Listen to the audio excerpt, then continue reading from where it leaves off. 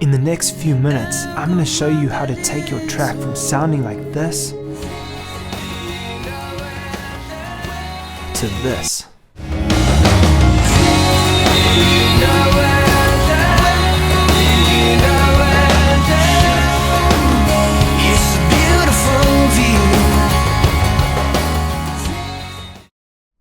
Hi, I'm Rob.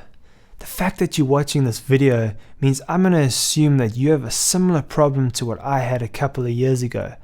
And that's that I would work on a track, I'd spend hours of painstaking tweaking and trying to get the perfect sound, and eventually I'd get it to a point where I'd go, man, this sounds fantastic.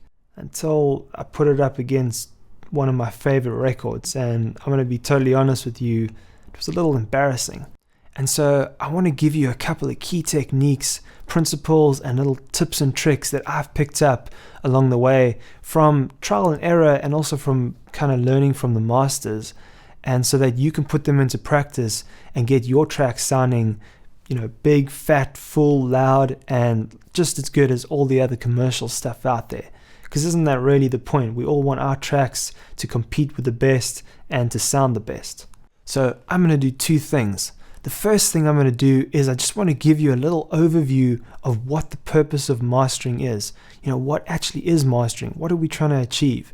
Because as the old saying goes, you can't win a game that you don't understand. And most people just don't understand even what mastering is. What are we actually even doing? And then secondly, I want to take you through the whole mastering process that I use step by step, so that you can see exactly what I'm doing at each phase, and that you can replicate that and put that into practice yourself. So of course there are many different ways to master, and I'm just going to show you the way that I've figured out over the years and that's gotten me the most consistent results. Don't focus too much on the exact software or plugins I'm using. This is just what I use at the moment, but you can get great results with any program really, and any good plugins, and there are many good ones out there. What I really want you to get is the principles and the techniques that I'm going to show you. So don't worry so much about that it's the Dewey stereo widener. Just get the idea that I'm using a stereo widener, and that you can use a similar one for your sound. Okay, so why mastering? Why do we master tracks, and what is mastering? Well, mastering is the final process of kind of enhancements and tweaks that we make to a track before it gets released either on CD or MP3 if you're putting it on the iTunes store or whatever. So that's why so much emphasis is put on it, and that's why it's so important. So I know a lot of guys think that the whole purpose of mastering is just to make your track as loud as possible, and that really isn't the purpose at all. That's one of the advantages, but let me just break it down into 5 reasons why we want to master a track. The first reason is it's the final check. It's the last chance you get to check through the track and make sure there's no noise, make sure there's no kind of clicks or pops, to listen to it on a lot of different systems and hear what that sounds like. So that's the first reason. The second one is consistency. You want to check it out on a number of systems. You want to try it in the car, you want to try it on your iPod, you want to try it on a laptop, on your home stereo, on a whole bunch of different systems, to make sure that it sounds consistent, and it's not too bassy on one and it's not too harsh on another one. So just to make sure that all the frequencies are kind of balanced on all these different playback systems. The third purpose is enhancement, and this is just anything that makes the track sound better. So it might be like EQ tweaks, it might be some like exciters or like sort of bass boosts, and in this stage as well, if you think louder is better, then it's better. The fourth purpose of mastering is album flow, and obviously this is in the context of a whole album, and this kind of regards to how the tracks flow from one to the next, the spaces in between them, is there a gap or do they flow into each other, and also things like you don't want this really loud rock song next to this really quiet song and they're the same level. You want the soft song to sound relatively softer, and that's just one of the other purposes of mastering. The fifth and final phase is the formatting, And this just involves all the kind of the little admin things like naming the tracks, putting in some kind of codes in case you want the names to come up and the album cover to come up in some media players, and also just the final format that you're saving this whole thing to. Is it going to CD? Is it going to MP3?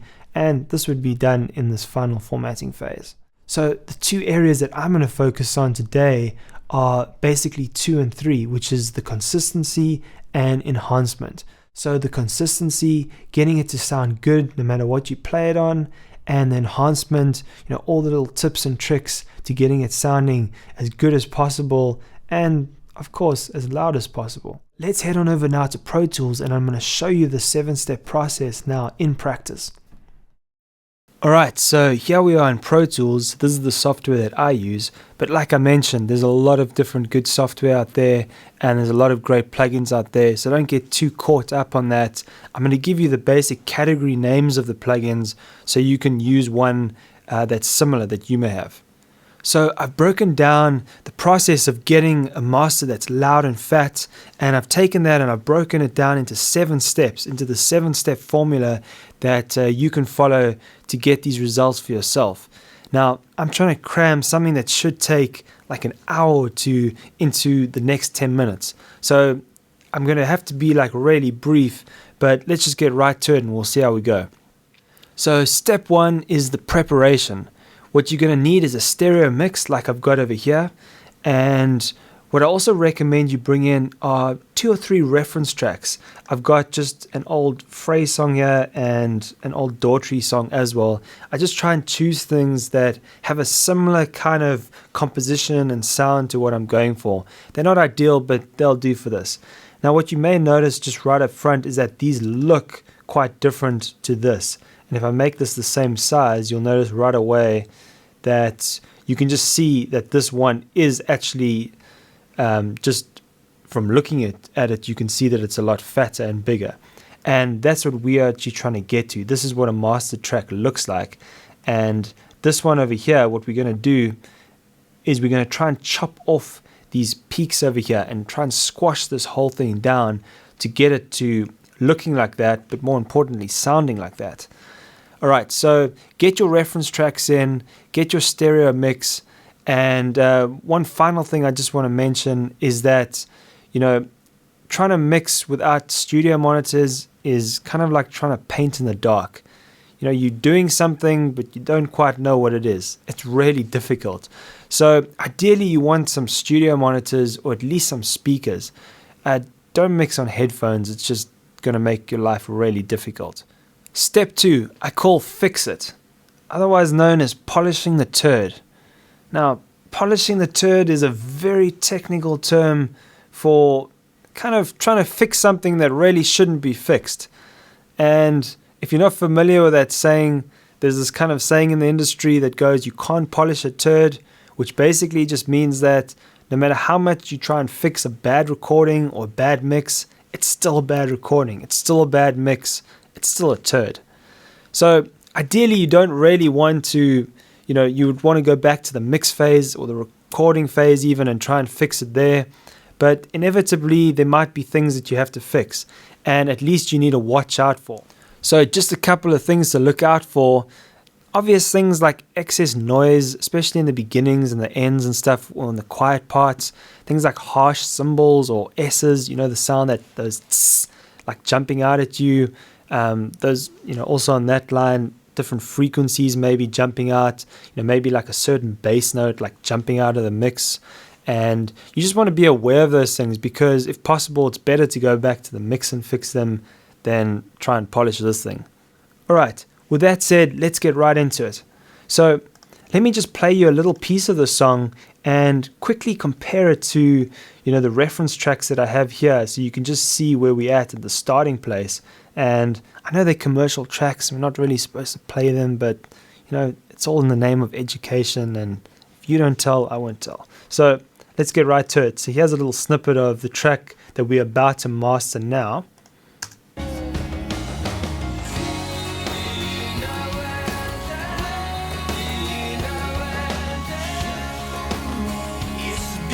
And this is, of course, with no plugins on right now. It's completely clean. Let me just show you the levels of the master tracks that I'm comparing to.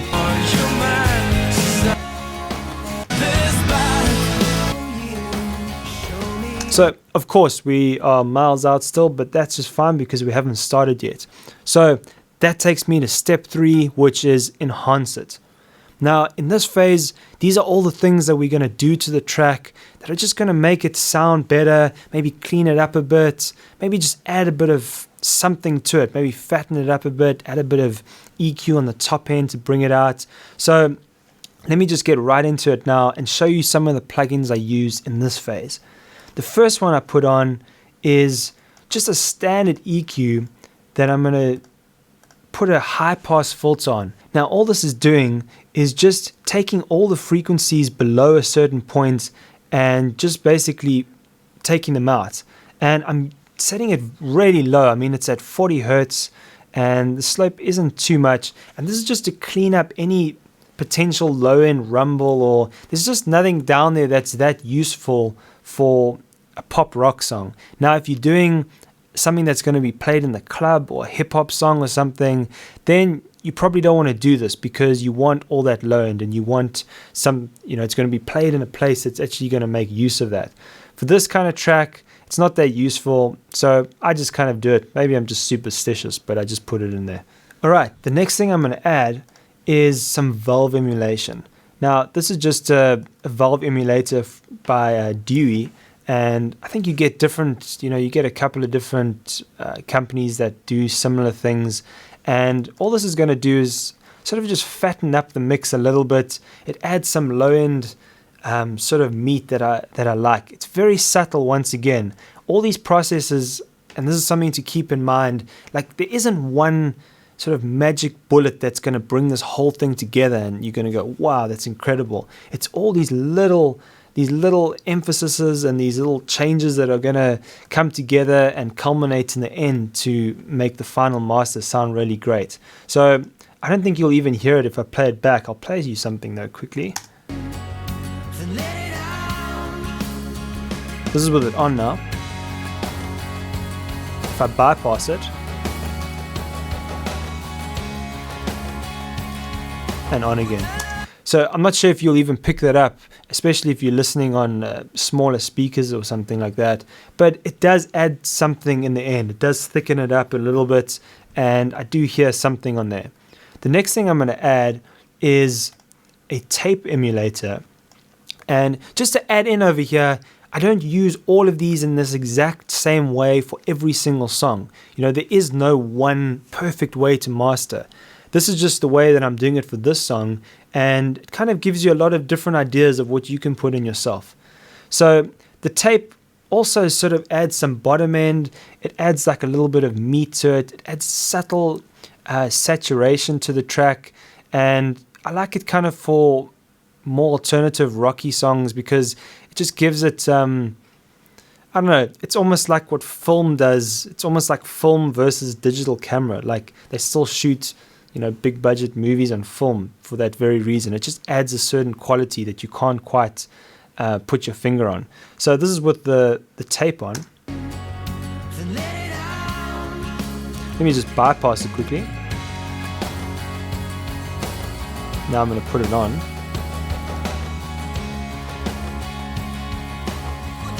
So I don't know if you could hear that as well, but it's also just thickening it up a little bit, making it a little bit fatter. Next, because the tape sort of takes off some of the top end and makes it a little bit dull, I'm going to add a little bit of an EQ, and it's nice to do this anyway. Just a little bit of sheen on the top end, very, very subtle. I'm literally adding 1 dB at like 16K. This is the Waves Q clone, and I just like this one because it's a very transparent EQ, but you can use any shelf filter on any EQ. If I go back to this one over here, this is maybe something more like that you have, and you just go like that and you select a shelf and you just stick it up like that. So you can use any EQ for this, but I'm just using this one, and this just adds a little bit of sheen. Let's see if you'll notice this one in here. I'm just going to bypass it at first and then I'll activate it.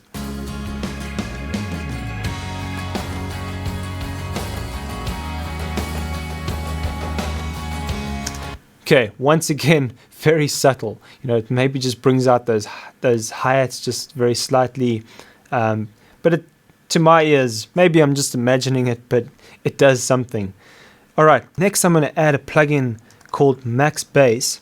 This is also by Waves, and what this is for is you can see this blue area over here. This is symbolizing the bass that's in the track at the moment. And I'm just going to use a preset over here, medium, and what it's doing is it's actually emulating and adding frequencies that are higher in this higher sort of low mid-range. And what this is going to do is it's going to make the song sound fatter on smaller systems, on like iPod headphones and things like that. Listen, if you're doing stuff like hip hop or things like that, it is amazing, this plugin, because often we lose the fatness of the track, and it's not because those frequencies aren't there, but they're just so low that a lot of speakers aren't actually even reproducing them. So let me just play you the before and after with this one on. I'll just play it from here. This is with it on now. Let me bypass it. Turn on.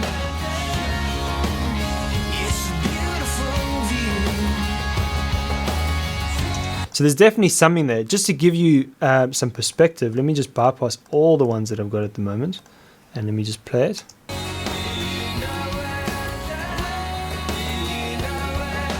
Alright, then I'm going to activate the ones that we got so far.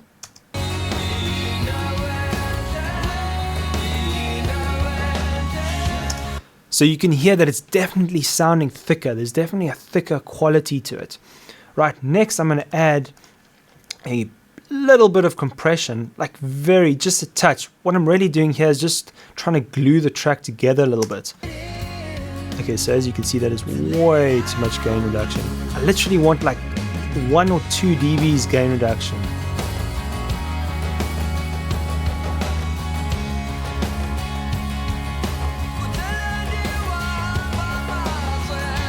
And before I forget, I'm actually just going to drop my input at the beginning.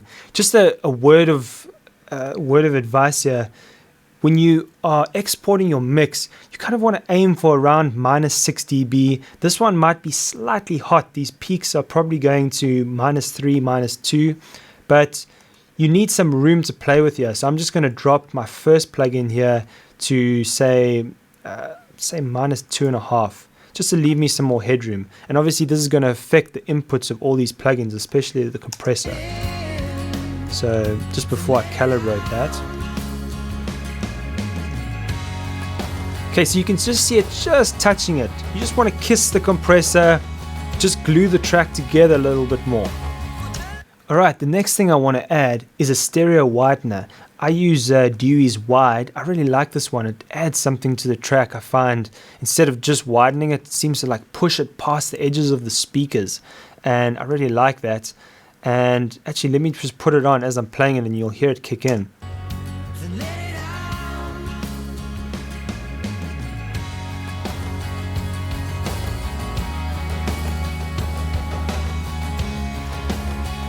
So you can hear it sort of like just spreads it apart a bit and brings it more in your face. This is with it off and on, off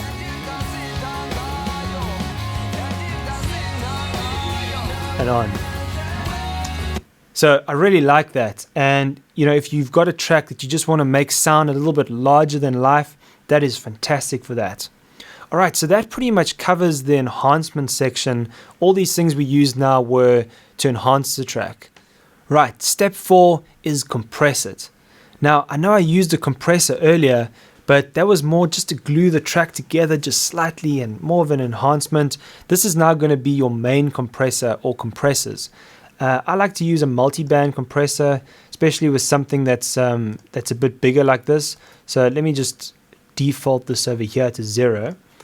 And I'm just going to choose a preset just to get me going. Once again, I'm going over this really quickly. I'm really cramming this in and just getting, this is like fast food mastering this. So I'm just going to put that on auto. And now let me just show you what I do with this. So what this multi-band compressor basically is, just for those who don't know, is instead of like this one compressing the whole mix together, the multi-band compressor breaks it up into different frequencies. So I can actually solo each frequency if you listen here.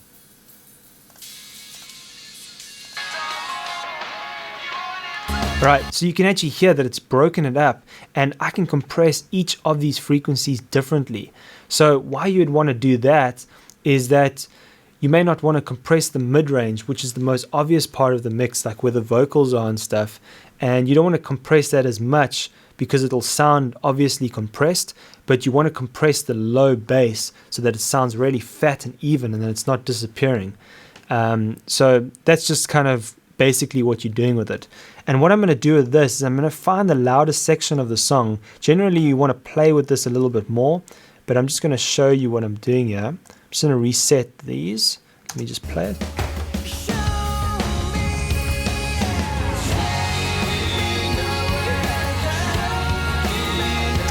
Alright, like I said, you probably want to play with that a bit more. You want to, let it go for a while longer. And I'm just giving myself some more headroom here by dropping the input of that. But what this is doing is that this is giving me the peaks of each of these frequency ranges. And what I'm going to do now is I'm going to put these in as the thresholds. So that's 13.3, 7.6, 9.9, 11.2, 23.2. Now the reason why I'm doing that is that each of these bands has a different kind of peak. So you don't want to leave it flat, otherwise different ones are going to be over compressed and others under compressed. So you want to get to sort of the level that they are peaking at. Now what I'm going to do is I'm going to bring that whole lot down just to start compressing it, and you'll see it start to kick in here. The more I bring down the threshold, the more it will compress. You'll see that. So I don't want to go too crazy. And it's just sounding a little bit top heavy here.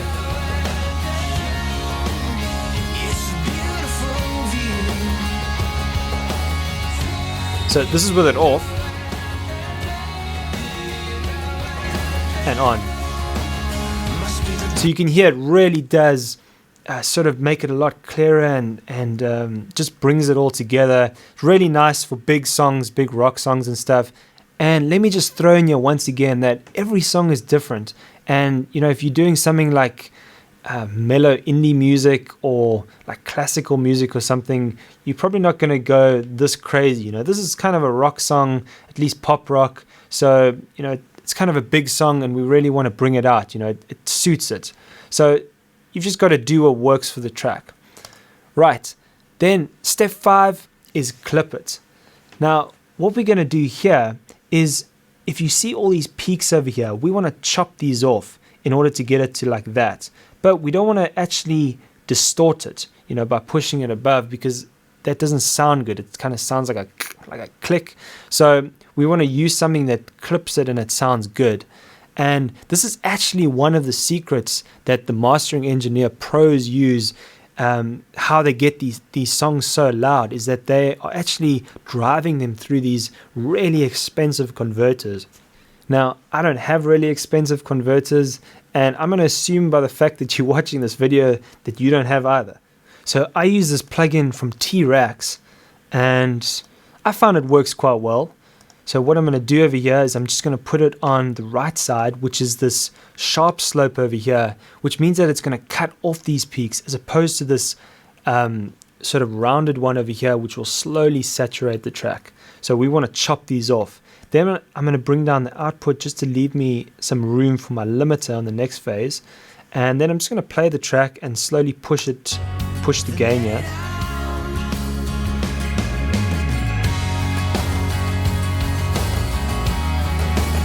Now, as you can see, look here, it's not letting it go past -3. You can see this in the meters over here. It's just chopping it off. Alright, so let me just play it bypass so you can hear what that sounds like.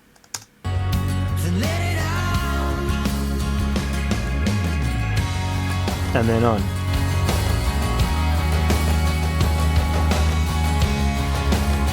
So we'll leave it at there for now. That should be fine. Then step 6 is limit it. And this is the last plugin that you use. If you use nothing else, none of these other ones are, essential, but you almost are always going to use a limiter, even if it's just slightly. And what this does is we're going to set the final out ceiling. So I'm going to set it to minus 0.1, which means that it's not going to let it go past minus 0.1. All right, so 0 is clipping, so we're just going just below that. Then I'm just going to set the quantization to 16 bits because CD audio is 1644.1. And then as we drop this threshold, it'll start to limit it more and more. Now, just something to add is that this is actually a multi-band limiter. So similar to that compressor, except that it's actually limiting each band. And, there's nothing wrong with using a standard one. In fact, I sometimes do. This is the Waves L3. The Waves L2 is the one that isn't the multi-band one. And so, those ones are just as good, and there's a lot of great limiters out there that you can find. I'm just going to use this one for today. So let me play it and start to drop the threshold.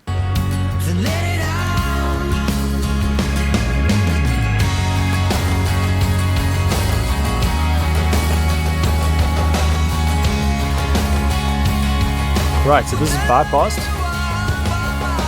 This is it on.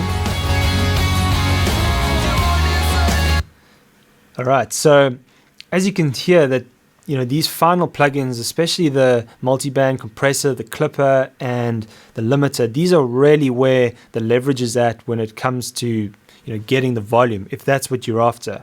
And, I'm going to kind of assume that that's what people are kind of like these days. So if that's what they like, you got to give them what they want. But let me just add, it's not necessarily better, like I've said. Now, it's just sounding like maybe a little bit brittle, a little bit thin. Let me just mess with that a bit. I'm just bringing up the low ends here.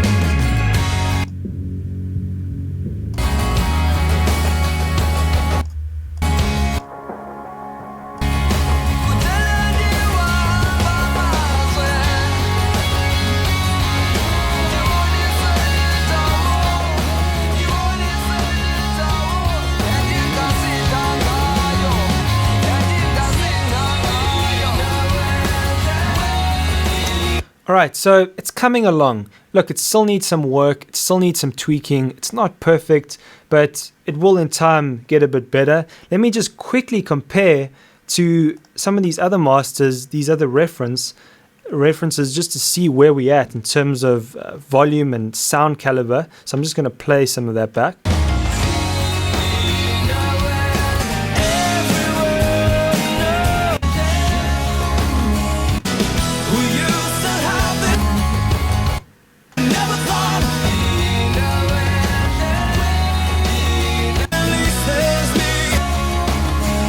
Alright, so you can hear we're getting pretty close there. Just something to note, if your track is sounding louder than a commercial record, you're doing something wrong. And it's just a little bit of a warning sign that you're probably not doing something right. And usually it has to do with the low end, because it's easy to get a song loud and sort of like harsh sounding, but to get it loud and fat, that is the challenge, because the low frequencies are what is taking up, most of the space. So that's just kind of something to be aware of. So basically that is mastering in a nutshell. And just the final step is then to go reference it. One of the advantages that the pros have is that they've got a whole bunch of different monitors in their studios that they can listen back on instantly. What I like to do is I like to hook up like a small radio, and I have my headphones and I listen on all the different references to get an idea. And so, if you don't have that, just put the track on your iPod or put it on a CD and just go around and listen to it everywhere, in the car, on something with a subwoofer, so that you can hear what that sounds like. And don't make final decisions based on that. But if you notice that, say, on like 4 different systems, the bass is too high, the bass is then probably too high. Or it's sounding too thin on all the different systems, then it probably is too thin. So that's just something to be aware of. And also, volume isn't everything. Rather get it sounding good and get great quality, and don't worry that much about the volume. That's not the most important part. And just one final tip, your ears get tired. So you can't listen for hours and hours and hours on end, Try and listen at a low volume. I really don't master loud at all, but listen at a low volume, especially when you're making the tweaks. And then also make sure that you listen at a really high volume and really soft as well, because it sounds very different and the frequency ranges sound different to our ears. So by doing that, you're going to hear the whole spectrum. And hopefully in the end, you'll end up with a great sounding master. And that's mastering in a nutshell. Alright, so thanks for joining me. I really hope you've learned something and that you can put it into practice and really take your masters to the next level. If you've got any questions, just post them below. I'll answer as many as I can, and I hope your masters are sounding great. I'll talk to you soon.